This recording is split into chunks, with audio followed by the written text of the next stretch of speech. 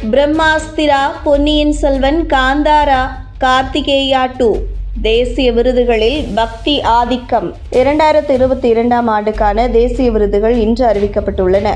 பாலிவுட்டில் Ranbir Kapoor, Alia but நடிப்பில் வெளியான பிரம்மாஸ்திரா திரைப்படத்திற்கு தேசிய விருது கிடைத்துள்ளது. அதேபோல கோலிவுட், டோலிவுட் மற்றும் கன்னட திரையுலகம் என அனைத்து இடங்களிலும் பக்தி சம்பந்தப்பட்ட படங்களுக்கு தேசிய விருதுகள் அறிவிக்கப்பட்டுள்ளன. தமிழில் 2022ஆம் ஆண்டு சாய் பல்லவி நடித்த கார்கி, சிம்பு நடித்த வெந்து தணிந்தது காடு, கமலஹாசனின் விக்ரம், லவ் டுடே, விஜய் சேதுபதியின் மாமனிதன் உள்ளிட்ட பல படங்கள் மக்கள் மத்தியில் பாராட்டுகளை பெற்றன. அந்த ஆண்டு லோகேஷ் கனகராஜின் விக்ரம் படத்தை விட மணிரத்னம் இயக்கிய பொன்னியின் செல்வன் திரைப்படம் வசூல் ரீதியாக வெற்றியை பெற்ற நிலையில் தேசிய விருதுகளையும் வென்று காட்டியுள்ளது.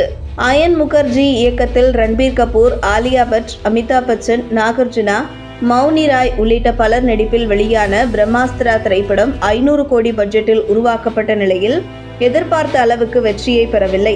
சிவபெருமானின் கதையாகவும் சக்தி அஸ்திரங்கள் என இந்துக்களின் புராண கதையை மையப்படுத்திய படமாக உருவான அந்த படத்திற்கு சிறந்த விஷுவல் எஃபெக்ட்ஸ் படத்துக்கான தேசிய விருது கிடைத்துள்ளது.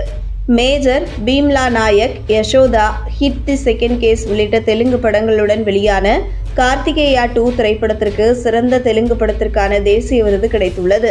கிருஷ்ணரை பற்றிய ஆராய்ச்சி படமாக உருவான அந்த படத்தில் நிகில், சித்தார்த்தா, அனுபமா பரமேஸ்வரன் மற்றும் அனுபம் கெர் உள்ளிட்டோர் நடித்துள்ளனர். கிருஷ்ணரின் வராக ரூபத்தை கடவுளாக வணங்கும் மக்களின் வாழ்வியல் படமாக உருவான காந்தாரா படத்திற்கு சிறந்த திரைப்படத்திற்கான தேசிய விருது கிடைத்துள்ளது. அந்த படத்தை இயக்கி நடித்த ரிஷப் ஷெட்டிக்கு சிறந்த நாயகனுக்காக தேசிய விருது அறிவிக்கப்பட்டுள்ளது.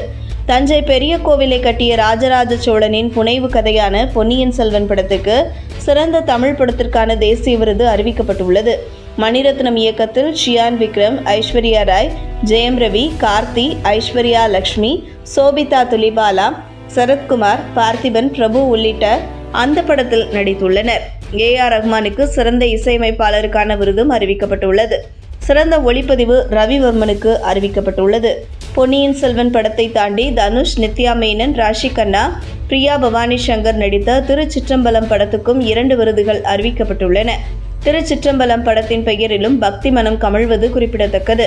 பாலிவுட் முதல் கோலிவுட் வரை பக்தி படங்களுக்கு தேசிய விருதுகள் கிடைத்துள்ளதாக சோஷியல் மீடியாவில் நெட்டிசன்கள் விமர்சனங்களை கிளப்பி வருகின்றனர்.